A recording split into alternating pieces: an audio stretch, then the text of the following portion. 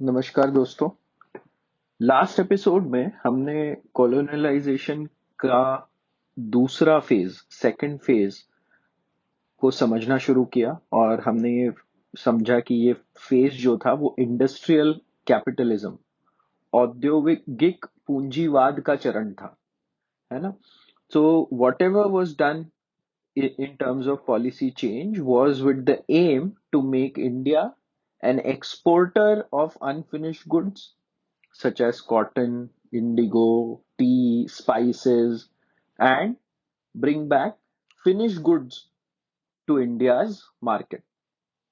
And in order to do that, the company made changes in every possible way, है ना। हर तरीके पे change हुआ है। पॉलिटिकल अप्रोच पे चेंज हुआ, एडमिनिस्ट्रेटिव पॉलिसीज में चेंज हुआ, और विद इन एडमिनिस्ट्रेटिव पॉलिसीज में जो भी आपकी कानून व्यवस्था, न्याय व्यवस्था, justice system, police system, civil services, सब में चेंज हुआ। सिमिलरली सोशल कल्चरल लेवल पे भी चेंजेस हुए, है ना। तो जो कुछ भी अब कॉलोनियलाइजेशन के गोल को अचीव करने के लिए किया जाएगा, उसके हिसाब से ये सब चेंजेस होते आ रहे हैं। सो लास्ट एपिसोड में हमने कौन सा साइड देखा है? Political side. We have only looked at political side because war, alliances, annexations, all are a part of political, all form a political part of that approach. So what we understood was that between 1813 to 1856, British follows an imperialist expansion strategy, है ना, कि साम्राज्यवाद का विस्तार करना है ना, ज्यादा से ज्यादा और जल्दी करना है। और हम देखेंगे कि इसके कुछ कारण भी थे ऐसे। नाउ अभी हम इसी पार्ट को हमने 1844 तक देख लिया था कि कैसे बहुत सारे युद्ध करके Anglo Nepal, Anglo Maratha, Anglo Burma, ये सारे युद्ध करके विलय करा लिया गया बहुत सारे पार्ट्स का अपने ब्रिटिश साम्राज्य में। और इसी नीति को अब हम आज आगे बढ़ाएंगे और देखेंगे कि और इसका पॉलिटिकल इम्पैक्ट क्या क्या हुआ। उसके बाद हम थोड़े से एडमिनिस्ट्रेटिव इम्पैक्ट की तरफ या पॉलिसी चेंजेस की तरफ भी ध्यान देंगे। तो सिंध का विलय जो था, Sindh was annexed into British empire, and then after that, Lord Hardinge came to India from 1844 to 48. And again, he tried to increase British influence in the Northwest. See, this is that time when the clash with Russia is ongoing. It was called the Great Game, जैसे हमने कहा। और we should look at the first Anglo-Sikh war in that context. Ranjit Singh passed away in 1839, and there was a war of succession in the Sikh Darbar, and there was massive infighting, groups बन गए थे वहां पर, सिंहवालिया सरदार and Dogra सरदार के, है ना। The other bit of was that there was a huge misalignment between the civil servants and military officials, और उसका हम रीजन थोड़ा सा और लेटर में समझेंगे। बट इसके कारण से अब ब्रिटिश समझ गए थे कि they have to annex the Sikh empire in their territory as well. There was now a need felt. Now इसका एक आप लोग थोड़ा सा और ग्लोबल लेवल पे इसका एक रीजन देखिए। ये वही समय है अराउंड 1844, 1839 टू 48, जब मार्क्सवाद का उदय हुआ था, है ना। The communist manifesto Karl Marx ने 1848 में पब्लिश कर दी थी, और ये वही उनका निशाना उन्होंने सीधा ब्रिटेन और जर्मनी को बनाया था। ये हमने पहले भी सुना है जब हमने रशिया यूक्रेन के समय ये डिस्कशन किया था। और मार्क्स ने कहा था द मोस्ट इंडस्ट्रियलाइज्ड नेशन में सबसे पहले ये होगा कि वहां के जो प्रोलेटरिएट है वो लोग रेवोल्यूशन लाएंगे, और ये आर्म्ड रेवोल्यूशन होगी। ऐसा उन्होंने कहा था। तो इसका बहुत डर अब ब्रिटेन को हो गया था। तो इस कारण से ही new Victorian imperialism, new imperialism जिसे कहते हैं, उसका जन्म हुआ कि उसको काउंटर करने के लिए ज्यादा से ज्यादा अब इंपीरियलिज्म को बढ़ाना है और ज्यादा से ज्यादा कॉलोनीज अपने हाथ हक में कर लेनी है। ये एक कंपटीशन शुरू हो गया था। और उसी से बढ़ के उसमें और आप यूटिलिटेरियनिज्म जो मैंने कहा वो ऐड कर लीजिए, है ना। और अपनी यूरोपियन सुपीरियरिटी को अब ज्यादा से ज्यादा जगह, तो ये लोग ऐसा सोच रहे थे ना कि ये लोग भला कर रहे हैं इन कॉलोनीज का, है ना, ये लोग इनको कल्चर्ड बना रहे हैं, ऐसा सोच के किया जा रहा था। तो ज्यादा से ज्यादा जगह अपनी सही फिलॉसफी फैलाना है। और this was also the larger context, ऐसा है कि एक तरफ मार्क्सवाद जन्म ले रहा है तो अब दूसरी तरफ अपना ये वाली फिलॉसफी लाने के लिए उन्होंने इस समय इसका प्रेशर और बढ़ गया। और जब प्रेशर और बढ़ गया तो उन्होंने डलहौजी को भेजा। डलहौजी वाज लाइक द, क्या बोलते हैं, इन द परफेक्ट मोल्ड। इसको बहुत अपना यूरोपियन सुपीरियरिटी का वो था। तो पहला वॉर तो क्या होता है कि 1846 में the first Anglo Sikh war, battle of Sobraon होता है, जहां पे सिख दरबार को 1846 में ट्रीटी ऑफ लाहौर साइन करनी पड़ जाती है। और उस ट्रीटी के अंतर्गत, within that treaty, Kashmir is taken away from Punjab and is given to Gulab Singh Dogra for 50 lakh. इन्हीं गुलाब सिंह के वंशज आगे हुए राजा हरि सिंह, है ना। तो अब उनको कश्मीर पंजाब से निकाल के उनको 50 लाख में दे दिया। And a British regiment was established in Punjab. तो ये तो Anglo Sikh war, first Anglo Sikh war का समय है ये, तब लॉर्ड हार्डिंग है ना।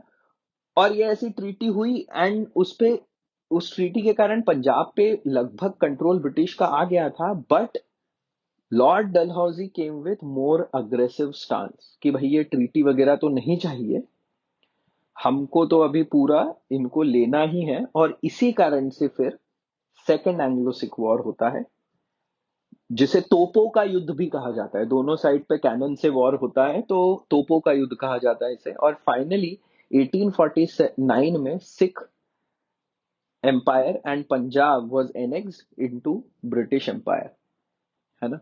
तो ये हमको समझना चाहिए कि जैसे ही डलहौजी आए तो डलहौजी ने न सिर्फ ये किया, पर उन्होंने हर तरीके से ही tried to annex, he tried to bring more and more territory into British control because they had to convert that into market, because they could then better control administrative changes. And that's why Lord Dalhousie was one of those who wanted to do at it a greater level. और सिख सेना के हारने के उस समय कुछ एक बड़ा रीजन ये था कि आर्मी बहुत अच्छी थी पर अर्थव्यवस्था, economy was not that strong. तो क्या हुआ था कि जो सैनिक ऑफिशियल्स थे उन्हीं को ही जागीर दे दी गई थी। तो वो अपनी जागीर से ही उनको कमा लेना होता था। ये वैसे ही वो फ्रेंच फ्यूडलिस्टिक अरेंजमेंट है कि तुम जब हमको सेना देनी होगी तो सेना दे देना और उसके बदले में जमीन ले लो और ये किसान वगैरह तुम्हारे लिए काम करेंगे। तो इस टाइप का सिस्टम हो गया था। तो उसमें क्या होता था कि people would start thinking about their Jagir only, right. तो छोटा छोटा बहुत डिविजन हो गया। तो इसके कारण से थोड़ा मुश्किल होती है और बहुत फूट पड़ती है और बहुत इस कारण से कमजोरी आ जाती है। एंड जो तुम्हारा सिविल सिस्टम्स थे वो भी बहुत खत्म से हो गए थे, सेम रीजन के कारण फ्यूडलिस्टिक सिस्टम में वो सब खत्म हो गया था। और तीसरा यह है कि रंजीत सिंह कहते हैं ऐसा कि ये ब्रिटिश से टकराना बहुत देर तक टालते रहे एंड एंड में when he passed away so everything came tumbling down.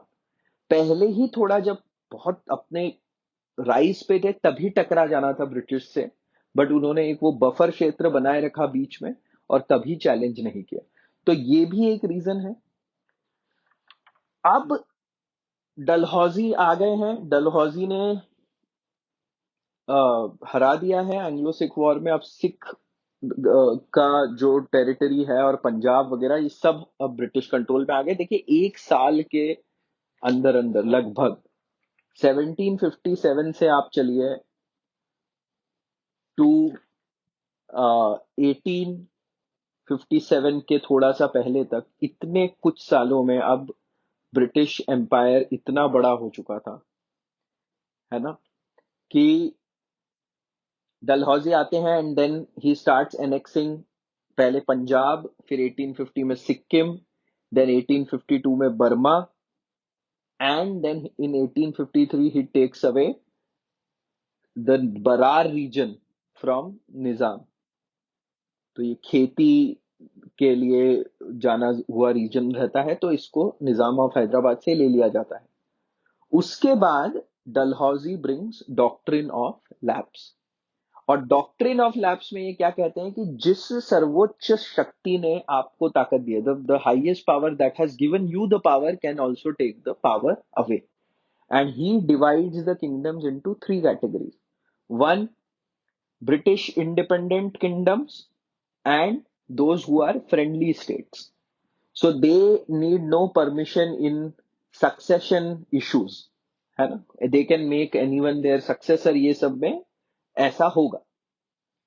And then the other states were previously Mughal or Maratha states, but now which were in British Empire, they had to get a formal permission, which was generally granted for succession. And then there were the third category जो British सनद से बने, से प्राप्त हुए। मतलब कि जैसे ब्रिटिश ने कुछ राज्य अपने लिए, जैसे किसी को दे दिया, कोई राजा को दे दिया पेंशन, तो उसमें डॉक्ट्रिन ऑफ लैप्स अप्लाई हो जाएगा कि अगर कोई सक्सेसर नहीं है तो कोई अडॉप्शन नहीं हो सकता, and the territory will lapse into British empire. और इसी डॉक्ट्रिन ऑफ लैप्स के चलते सातारा, जैतपुर, संबलपुर, उदयपुर, झांसी, नागपुर और Baghat were annexed into British empire, है ना। तो ये समझना है कि through every way Dalhousie tried to make the empire larger. Finally एक अवध बचा हुआ था। अवध पे डलहौजी ने मिस रूल कि यहाँ की जनता, the people of Awadh are not happy and are not treated well under the rule of Wajid Ali Shah, and therefore they want British Empire to protect them, to save them from the bad rule of Wajid Ali Shah. तो 1856 में ये अवध को भी annex कर लेते हैं। तो इस तरीके से आप देखिए, Dalhousie used war, used doctrine of lapse, and used the allegation of bad administration to annex so many territories. And within, as I said, 1856, within 99 years, the British East India Company that had just won the Diwani of Bengal was now was ruling entire India, almost, right? And that was, it's crazy, and how much changes they slowly, and now they realized it, right? Now at this point they realized it, and therefore they thought of bringing more reforms or changes so that they could make it a good market। इसलिए control, तो अभी ये control हो चुका है। अब administrative changes के under क्या क्या आता है, उसमें मैंने जैसे कहा, कानून व्यवस्था, न्याय व्यवस्था, सिविल व्यवस्था, पुलिस, मतलब सिविल सेवा, पुलिस व्यवस्था, एंड भू राजस्व, which is land revenue. So what happened in terms of law and order, सबसे पहले कानून व्यवस्था को देखते हैं। लॉ एंड ऑर्डर में क्या हुआ, पिंडारियों का दमन किया गया। पिंडारीज यूज्ड टू बी द, आप कह लीजिए, लुटेरे जो मराठास को सपोर्ट करते थे, and as the Maratha empire decline, Pindaris also, कुछ ने सम कुछ लोगों ने आत्मसमर्पण कर दिया और कुछ लोग को मार दिया गया और हरा दिया गया, मतलब। तो इस तरीके से पिंडारियों को वर देवर रिमूव। देन ठगी का, डेकॉइटी जो होती है, ठग्स जो होते थे, उनको हटाया गया। विलियम बेंटिक थे तब जो गवर्नर, उनकी उनके राज्य में इनको हटाया गया। और ये देखिए, ये अभी the reason of doing all of this is that in big numbers British and Europeans are coming to India, है ना, to buy land, to get like tea and coffee, to buy tea and coffee bagan, to set up export import firms, and to, you have to make it safer for them. And that's why these kind of changes, like steps were taken, पिंडारियों का दमन और dacoity का दमन। Also, Jeremy Bentham's philosophy, Jeremy Bentham was a utilitarian, उन्हीं की philosophy थी कि it is the greatest happiness of the greatest number that is the measure of right and wrong। तो उसके हिसाब से जेरेमी बेंथम ने जो क्रिटिसिज्म लिखे थे कि अरे, यहाँ इंडिया में तो दैहिक स्वतंत्रता नहीं है, मतलब हेबियस कॉर्पस। हेबियस कॉर्पस का मतलब क्या है कि आप किसी को भी उठा के ऐसा काल कोठरी में या जेल में बिना प्रस्तुत करे किस मजिस्ट्रेट के सामने नहीं डाल सकते, है ना। तो ये एक उन्होंने क्रिटिसाइज करा कि इंडिया में अभी भी ऐसा होता है। दूसरा क्या था कि there was no written code, है ना, रिटन नहीं था, बहुत कुछ माना जाना माना, ऐसे बातों में बहुत कुछ था। तो एक रिटन और स्टैंडर्डाइज कोड नहीं था इंडिया में। और तीसरा क्या था, इनह्यूमन लॉस थे, सर कलम कर देना या किसी भी प्रकार के इस तरीके के इनह्यूमन तरीके का दंड जो होता है, कहते हैं दंड बहुत इनह्यूमन है। तो ये एक उन्होंने क्रिटिसिज्म करा Jeremy Bentham. And then against this criticism 1833 में a charter was passed, and in that charter Lord Macaulay was made the fourth member of governor council। ये गवर्नर काउंसिल पहले 3 मेंबर की हो गई थी पिट्स इंडिया एक्ट के बाद, इसमें ये फोर्थ मेंबर लाया गया। And a commission, Macaulay commission was form to codify the law, इसको संहिता बनाने के लिए मैकॉले कमीशन लाया गया। और उसके बाद फिर मैकॉले संहिता जो है 1837 में लाई गई और फिर 20 साल लगे इसको लागू किया गया। तो 1857 में जब ये लागू हुई तो पूरा का पूरा फिर एक इंडियन न्याय और विधि का, है ना, जस्टिस एंड लॉ सिस्टम का यूरोपियनाइजेशन हो गया। अभी 1859 में फिर इंडियन सिविल कोड आया जो सिविल मामलों को सेटल करने के लिए काम आया। फिर इंडियन पीनल कोड लाया गया 1860 में, और फिर 1862 में इंडियन क्रिमिनल प्रोसीजर कोड लाया गया, है ना। ये तो हम थोड़ा सा आगे निकल गए हैं, पर जो एक सीड्स हैं of this kind of administrative change they were sowed in 1837 और rather 1833।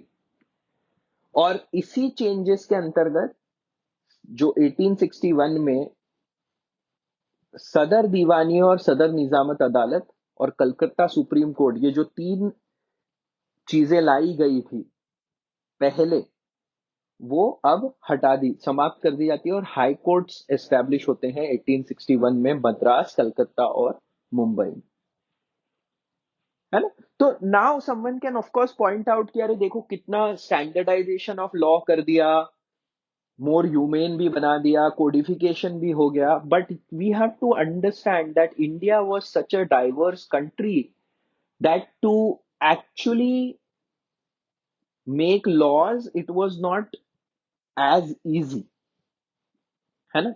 तो उसमें क्या हो गया कि पहला, there was a huge discrimination between British and Indians under the same law.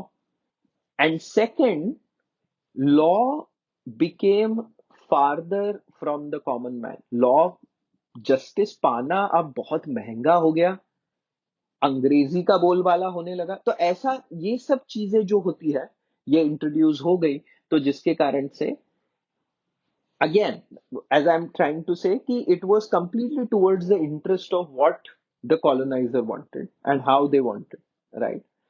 Similarly, police system that was set by Cornwallis, वो थाना दरोगा वाला जो सिस्टम था, उसमें प्रॉब्लम क्या हो गया कि जो रीजनल एलिट्स होते थे उनके साथ ये दरोगा मिल जाते थे और वहां के ही लोगों का एक्सप्लॉइटेशन करते थे। तो वो हटाया गया and Ireland method was adopted in 1843 under which the post of inspector general was created. तो ये पुलिस सिस्टम में जो चेंज है वो लाया गया। एंड देन 1833 के चार्टर में सिविल सर्विस कंपटीशन का भी एक प्रावधान लगाया गया और इससे वास्तविकता में फिर लागू किया गया। तो ये जो है एडमिनिस्ट्रेटिव चेंजेस हैं जो मेजर वाले हैं, इस दौरान हुए, इस दौरान उनको लाया गया। आज हमने मेनली डलहौजी का जो डॉक्ट्रिन ऑफ लैप्स है उसको समझा।